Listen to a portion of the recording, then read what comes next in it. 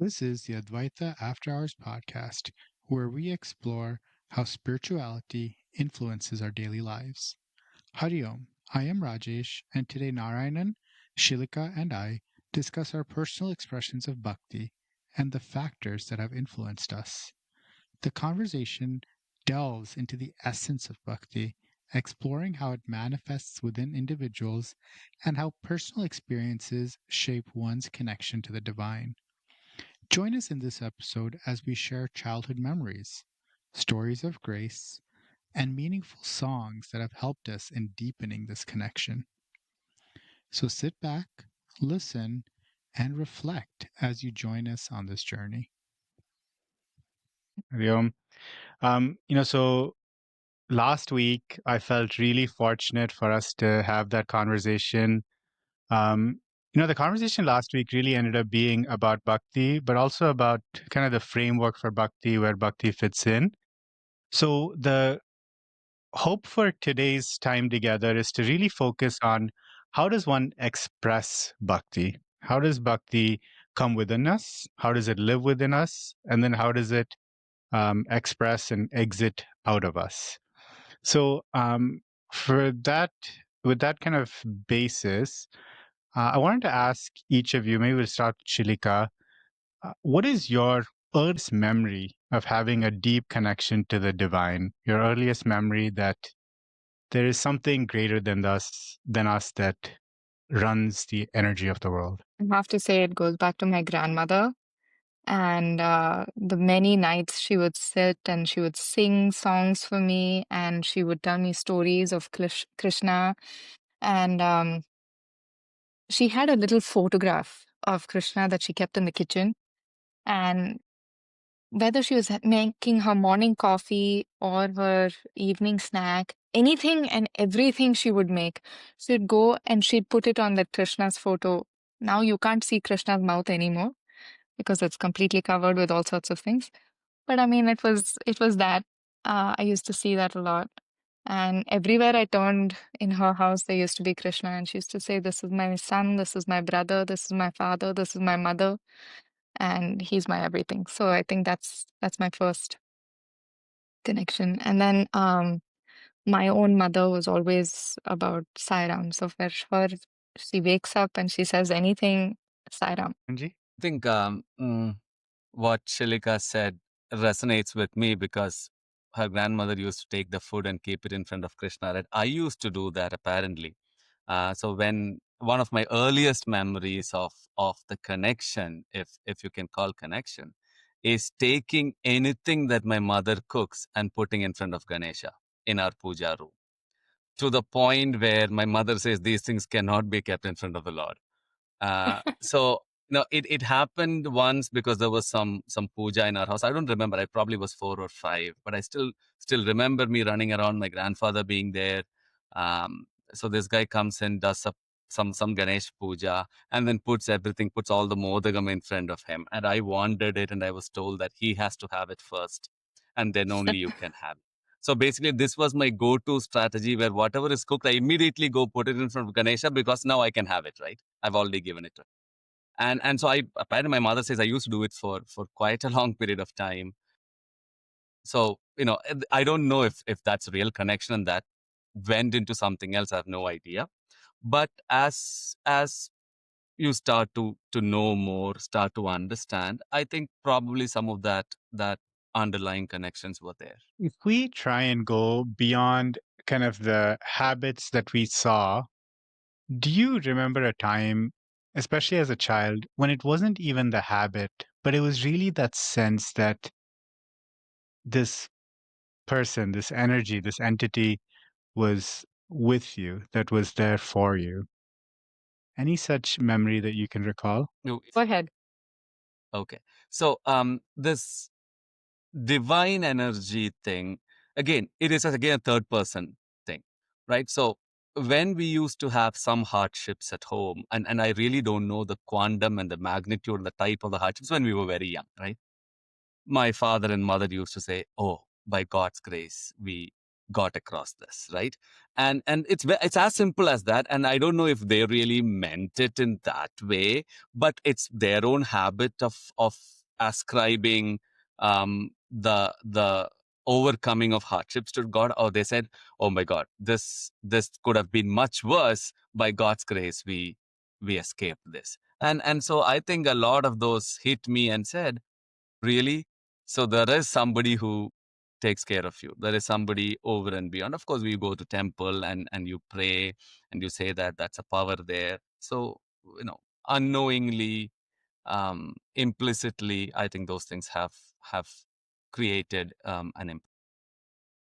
Yeah, I don't know that I have a very early memory necessarily of when I felt this energy being there. But I think the other way I would say it is I think I was always surrounded by that energy. I think for me, there was so much told about how Sairam is there everywhere. So I think I saw Sairam in so many people around me. My neighbors who raised me, both in Calcutta and Kotagiri, the fact that they're still there in my life today after 36 years. Um, all those presences meant something to me. In Bombay, I used to have another neighbor who taught me a lot of the bhajans that I continue to sing today. Um, so yeah, I think the energy was there because the people around it carried it. And For me, I think one moment that I remember is that I think, like many people, for me, high school is pretty easy. College was not much of a challenge. But I think when I got to medical school, that's when no, sorry, this is before medical school. In college, as I was studying for my medical school exams, those were a time of actually great stress in my life because, again, um, as a non-US citizen, that exam carries a lot of weight. And in many ways at that time in my life, that seemed very, very important, right? And for medical school, at least in the US, there's basically just two exams that sort of determine whether you get in or you don't. And and I remember I was studying for these exams and I was pretty holed up. And these exams are long exams. They take 6, 8 hours to complete. And I remember I was sitting in the middle of an exam, and it's just like everything else, right? Once you get one or two questions wrong, or you get stumped by one or two questions, it just gets in your head, and it's hard to come out of it.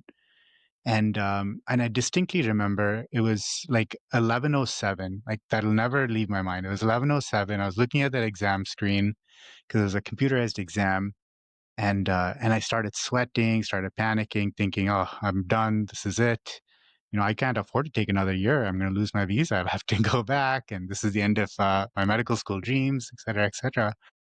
And all of a sudden, I felt hands on my shoulders. And when I looked back, the closest thing I can describe it as is for those people who have seen Harry Potter, right? You know that there's that magic mirror that Harry Potter looks at. Shillika, I'm sure you know the name of it, but there's that mirror within that hidden room that he looks at and he can see his family around him. And that was the feeling that I had is I was sitting in that room, 11:07, and I feel these hands on my shoulders. I look up on one side, it's my father. I look up on my other side, it's my mother and my maternal grandfather. And all surrounding him, it was just these hazy forms. But I could tell that the hazy forms um, were my forefathers, right? Our kind of Pitragal, right? And it truly calmed me down and it changed the trajectory. And one of the reasons that it stuck with me so much is that since then, in many moments of stress or perceived loneliness, even now, when I have a super difficult operation where I feel like I don't know what to do, things are slipping out of my control, I'm able to go back to that time and feel that physical energy again. And when all of this happened, I could best be described as myself going through this kind of searching agnostic phase. But it reinforced this idea that there is something out there. I didn't know what to call it. I didn't know what to say about it. But I knew that I wasn't alone in the material world, right? That I was more than just a collection of cells and atoms and carbon-based matter. And that moment has never left me. It's such a powerful feeling, right? It's a power of belief, power of faith that you know at that level, if you have to experience it, and so even if you did not do what practices people would suggest to build your faith, these are things that comes to you because we really can't explain this, right? There is some power, there is some force, there is some supernatural thing that gives you this at the time that you need, and that's grace. Can either of you relate a time when either this grace that you speak about came to you, or moments that you feel like when um, God communicates with you in whatever way that is, in whatever way He chooses, but moments in which He's communicated with you when you've needed Him? Shilka, you want to go first? For me, I think it's more like I've said. I think for me, I think this God, this grace, this energy comes in the form of people and everyday moments for me in life. It's not something separate that I'm hearing only inside my head. I I see these people. I relate to these people. I think various moments. It's everyday moments where I suddenly feel that presence. I think, for just a very small example, and it doesn't have to be very big moments either in life. I think the other day I was at Chinmaya Mission and I was walking out. There was a table serving lunch to volunteers from another organization who also happened to have an event that day. I was very hungry. And I remember looking, at that food and saying, oh, I wish I could also get a box. And, but, they said, I'm sorry, it is only for the volunteers of this organization. And I said, okay, that's okay. And I walked out. But I said, Sairam, I'm so hungry. And I walk out, I'm near my car, and out of nowhere, somebody comes up to me, hands me a dabba, and says, here, take it. I've never interacted with this person ever before. Uh, but he came and he just gave me the box, and I said, thank you. And he said, this is Ganesha's prasadam, take it. So it's small acts like that. Like it doesn't have to be anything big. But I feel his presence. I feel that presence, his presence, her presence. I mean, I feel that presence in everyday people, in in so many interactions. I'll say that my mother was undergoing a surgery. She needed blood. I called Narayananji and I said, Narayananji, I need blood. 2 seconds later, he says, I'm going to take care of it. I mean, for me, that is an act of Sairam, where I needed 6 units. I got 13 units donated the next day. Most of the people who I don't have a face or name to, um, but those were all part of that energy. I don't know if that answered your question, but Absolutely. I think the point that you bring up is this idea that you're absolutely right. It's probably our own um, kind of misappropriation that we select when God has spoken to us, when in fact it's happening all the time. We're just not recognizing it, right? And the fact that you're absolutely right. It's probably all the time, but we have to be there to see it. And I think there's plenty of beautiful examples that various Swamijis have brought up over time. Nanaji, do you want to speak a little bit about this, or even bring up a particular story or example that you may have heard about this concept of just trying to listen and be receptive to all the signals that are constantly coming in? Right. So, and like you said, there are plenty of stories, there are plenty of instances, right? So this whole idea of prasada buddhi originates from this idea where it is not things that you think you want or you were waiting for our prasada. Everything is prasada, right? But we look at as things because we relate to, okay, I need this to be given to me by somebody, and that is prasada, because that's how we are conditioned to think. But God acts, at least as from what I have heard and read, maybe not really experiential, but if you try to make it experiential, you will see that every experience is underlined on that. That whatever is given to you is given to you by God. I mean, you might do something so well, there is no real guarantee that you have an experience, you have an outcome for it that you want, right? But then, the logicians in us will not want to superimpose that completely on God. So I think somebody came up with a very nice karma theory. But then karma is also not karma without God. There is no karma without God, right? Karma will become a very standalone thing. How do I have coconuts without a coconut tree? If I don't have God, and then it goes back to the question of, is the egg first or the chicken first question, right? So karma also really can't work if you don't make an assumption fundamentally that karma is being acted upon or provided by God. So if you look at that, every experience is a God-given experience. Are we aware of that? Are we opening our eyes and ears to that? I think that's once we are ready to do that, and I think it is very hard. But to your point, maybe I'm making my answer too long. But to your point, it comes with underlying ego sublimation, right? If you want to accept this, you can't have an ego. Because if you have an ego, you have a doership and enjoyership. You can't really attribute it to God. Once you are past that state, then everything is a prasada. And that's grace, how it flows through all of us. It reminds me of a story that I think Shillika it must have been maybe a month ago that we were talking about. And Shillika is amazing with stories. I tend to get a very rough sketch and then fill in the details conveniently based on the circumstance. But it's okay. Editorializing is fine. But I think the way the story went is maybe it was a Shirdi Sai Baba story about a devotee. Shilka, help me with the story. This is a story of where I think somebody wanted some like amritam from God. Yes. Can you take over So, and fill in the details correctly before I butcher the story and piece together 4 different stories into one artificial one? sure. So, there's this sage called Uttanka, and he's walking in the desert, and he's looking for water. And he has a boon given to him by God, by Vishnu, saying that anytime he's thirsty, he will have water. The rain clouds will come, or he'll just get water in some way.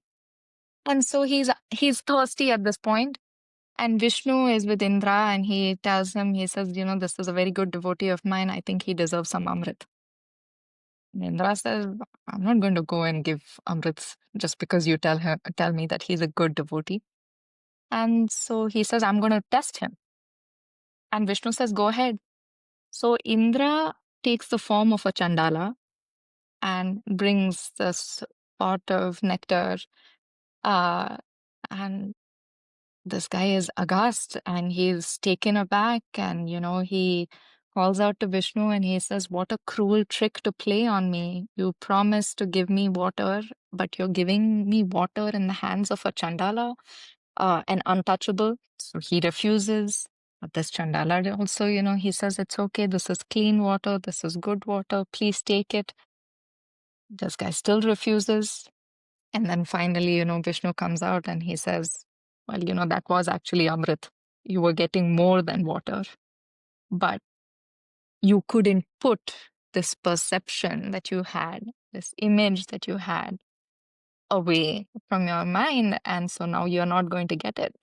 But since I did give you that boon, you will always have rain clouds come over you every time you're thirsty, and you will have water that you want. But this was not meant to be.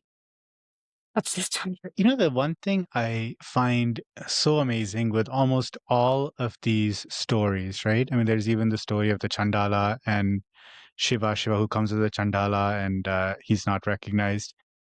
the protagonist in these stories is not somebody that is just born yesterday or someone that is not very pious. The protagonists in all these stories are great devotees, right? They're people that are at a very high level of self-realization. And I think what these stories to me illustrate is that um, these aren't simple challenges to overcome. And I think if we allow any part of our ego to come to us and say, that story doesn't apply to me, I am over that, right? That my Viveka Shakti, like my ability to discriminate is so high. I've studied all the Upanishads, I'm at that next stage. It's not true, because story after story, it is not the uncultured that are being humbled by the lack of Viveka. It is at the highest level. And so I think it's something that I um, try to remind myself that this is a constant struggle for us to recognize that everything from God is prasadam, that everything is God. And very much to Shilika's opening point, it probably is not necessary to try and pinpoint acts of God, but maybe the struggle is just to notice that everything is an act of God and to reflect on that constantly. If Naranji, tomorrow, say someone comes to you and they ask you for your sage advice, as people are wont to do, and they say, Naranji, how do I find a connection with the divine? People are all talking about creating this relationship with God, seeing God everywhere. What are some things that I can do to try and do that? What do you do, Naranji, to get to that relationship or to foster that relationship? So again, I can't give advice. I can only tell what I have tried to do. Again, I can't even claim that I do it all the time. What I've tried to do, and in moments where you think about, you have to be reminding. In Bhagavad Gita, Bhagavan always says, constantly think about me, constantly think about me, constantly think about me. How are you constantly thinking about him? The only way to constantly think about God is to unconsciously have God in you throughout. Otherwise, the act of thinking itself is an artificial process that we impose, right? Then it becomes very hard. So the way that I have tried, and I again, like I said, I can't claim that this has worked well. If something works for me, and our tendency is that we go to God, or we call God only when things don't work well. We go to him when there is a problem, generally, right? So the way I have tried to flip it is to consciously think of God first when something good happens. When something bad happens, I automatically go, that is my vasana, that is my tendency. I don't have to do anything to get there, right? It automatically happens. Krishna will automatically come out of my mouth when I'm in distress. So I don't have to do anything. It is to consciously think of him the first, or whatever God, whatever power, whatever Shakti, whatever grace, the first, when I'm happy, when when I'm getting what I need, I'm doing things well, I'm in a state of happiness, think of that.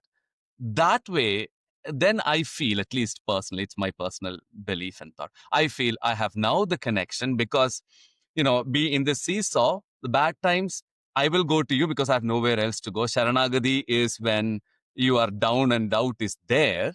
Now I'll try to flip it, and when I'm happy, I'll come to you first. And that has kind of worked, to keep some reminders in here. So I keep in my wallet a little photo of God. I have in my workplace, I have everybody here in different forms and shapes sitting here. In my office, I have a Ganesha who is sitting and reading a book, so that whoever sees it's not lounging or something. It's actually somebody doing some real good work. So there's always something to take me back. And Shilika? For me, if I get a lot of Ganeshas and a lot of pictures and a lot of idols and murtis, I find it very hard because I don't know where to keep them anymore.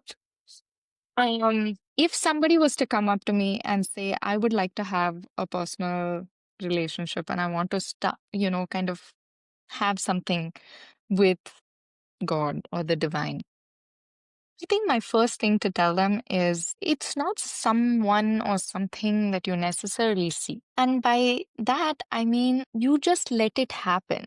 Like this is it, you can't work for it. You you allow yourself to be open to letting that power in, is what I would say. So listen to stories. I think stories, song, if you like dance, I mean, take any of these art forms.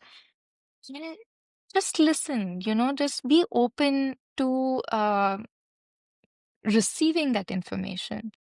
And somewhere, I think, most people are going to find some connection. You listen to stories of bhaktas, you listen to songs rendered by great saints like Tyagaraja Swami and Muthuswami Dikshitar. Um, and just go behind the stories somewhere. I mean, I feel like it it allows an entryway. Um, like Narayananji said, I think when you look to the divine, when you're happy, you know that you have that strength with you all the time. I think I remember there was a time when, right from childhood, anything that we got from the store, the first thing we did was we had to go offer it to the god before we, kind of took it, not just food. And so one day, Rajesh comes home and he says, why are there shoes in front of God? I said, I bought new shoes, I kept it there. And he said, I have what? never seen shoes in front of the Swami. So I was truly like, what is happening? But I said, everything we are giving to him. What? This is new. I like it. I want to keep it in front of him. Take his blessing. But I mean, I think it's just about the mindset, right? I mean, you give because you want to, and he becomes you, and he or she or whatever that power. Uh, you don't need to speak about that power with like a source of reverence and kind of like make it a third person at all. He's your best friend. You can say whatever you want. You can be whoever you are, however you are. He's got you. So yeah, I don't know that I can tell anybody, this is the way that you get that. You just get it. But you have to be open. I mean, it's like falling in love. You don't vet several people and try to. Yeah, but Shillika, to keep that love, you need some self effort. You may not need to you may not need anything different and effort to do it, but to keep that bhakti going, you need effort because um, you will start to get tested, and it is and if you watch it, you will feel that testing from God in different ways. And so if it randomly fell on you, and if you're not convinced about that relationship, and you find a way to reinforce that relationship, like anything, it will also fall away uh, until the next thing hits you, and you might want it again. And to your And the shoe other thing story, yeah, go ahead. a true story. I like that because see, one of the questions that I had when I was a young kid, you give nivedyam to God. Who is eating it? So you give everything to God. Is he really taking it? Does he really want it? Is it what's the point of giving? Yeah, my mind purification to give it to him, but is he really taking it? And I had this question for a long time, but it got solved beautifully by chance in a lecture in the Ayyappa temple of at Anna Nagar when I was a student at IIT Madras. Uh, and this is a question nobody asked. So this Swamiji, while he was talking, randomly said this as if to answer my question. It's that, so when you read something from a book, you learn what you have, a poem or a story, you learn it. Does it diminish that thing in the book? The poem is still in the book, right? So with God, you put a prasadam, he eating does not diminish it. There is no reason for you, for your little mind to think that to know that he has eaten the prasadam, the quantity has to go down. right? Like in a book, the poem will remain even after a million people have read it. The prasadam will remain as even after God has taken as much as he wanted, because he wants you to have it, and that's the infinite grace that flows out of I think this is a great segue because the one thing I heard Shillika say is that sometimes you have to find a medium that opens you up in a very um, raw way to feel what's there, right? And I think stories certainly can do that. Songs certainly can do that. Art can do that. Sometimes immersion in dance, as Naranji's stories have illustrated, can do that. Um, can you talk about maybe one story and one song that to you, either in the past or even now, just provides a visceral feeling that is just pure feeling? It's not thought, it's not psychoanalysis, it's not intellectualization, it's just rawness. Maybe we'll start with Naranji. Yeah. So if it's a song, it's Harivarasana. That is something that, right from young age, my father has gone to Shabrimala probably 50 times. I have gone maybe 10, 12 times. Um, and Harivarasanam is always something that I cry every time I hear Harivarasanam, no matter where I am. For some reason, it hits a raw nerve. It tells me everything about what you're looking for in Ayyappa. So with that one song, and there are so many other songs at different times, I feel so much of a connection. But every time, if I'm finding a reason to cry, Harivarasanam is a place that if I think that, oh, you know what, I haven't cried for a lot for many days. Why am I not crying? This is the thing that I can do for crying. For some reason, it has hit a wrong Story? story. My grandmother used to travel with Swami Chinmayanda. Used to be going to different places, going to temples and all of that. So she used to tell this story that they went to Haridwar um, in the late 50s or early 60s, and how that's one story. I'll tell you one more story because that won't be complete because of my grandmother thing, right? Because I sat with her to listen a lot of stories. So they said the road was all very bad, and rocks were already ready to fall. The road was very narrow. The river is flowing deep on a gorge on one side. Buses are coming. She said, the only if you're a believer, you will go and come back. And that is ultimate faith. And I experienced it when I went to Haridwar on Badrinath on a real rainy day, where that skill of the driver alone probably has made me sit here now. So that's one. The other story is about, again, Sabrimala, when my grandmother used to say, during her generation, when people used to go to Sabrimala, they used to go by saying goodbye to everybody at home, because the route is filled with tigers and elephants and animals. You don't know if you will come back. So to have what kind of a mental state that you should have to go to a temple by telling your parents and children and your family that I may not come back. And that level of bhakti. Now, you can say that that's ignorance, that is dullness, that is not knowing what it is. But to have that deep sense of faith to say that, you know what, God, if he wants me to come back, I'll come back. If not, no.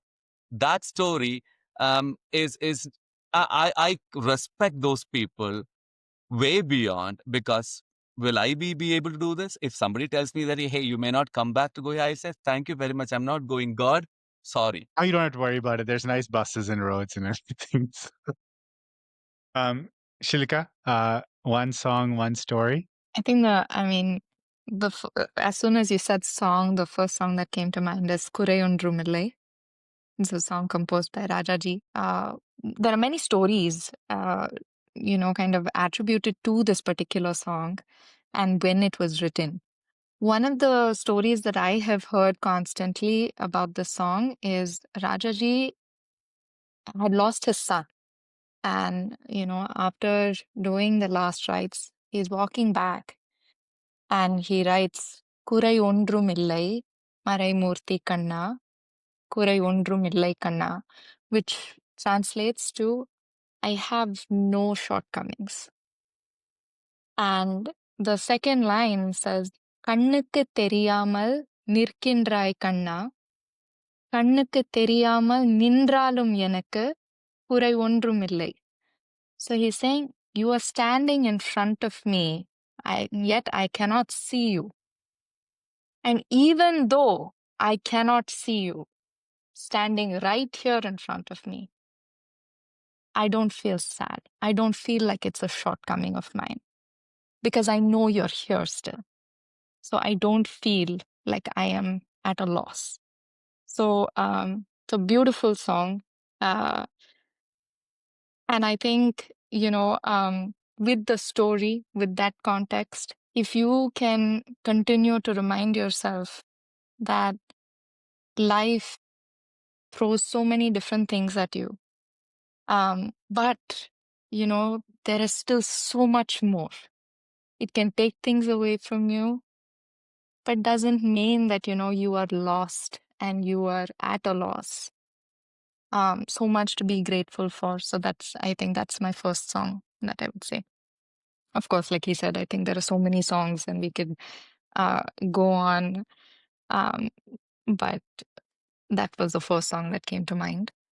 The stories, I think, several stories of the Bhaktas. I think, Andal was one of the first stories that I ever heard as a little girl about a girl who used to adorn the garland that was made for the Lord and, look at herself in the mirror to see if it was worthy of Vishnu before it went off into the temple.